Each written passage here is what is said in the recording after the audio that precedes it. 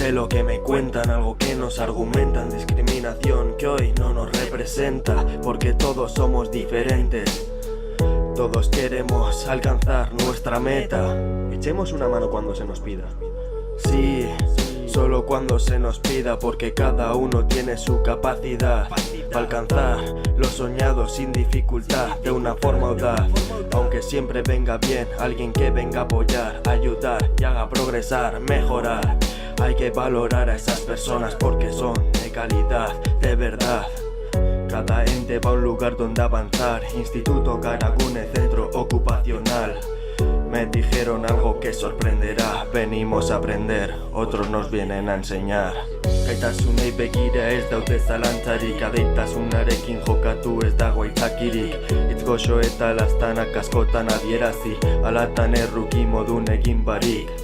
Ez ezan horrelako lagunak dauzkazunik, jendearen aurrean ondo geratzeagatik. Teorian zuk dituzun beste lagun guztiek ez dutelako espero zure ergelkeri hori. Guztiak ezaugarri ezberdinak ditugu, ezberdinak gara, baina inork ez du diskriminazioa sufritzeko obligaziorik.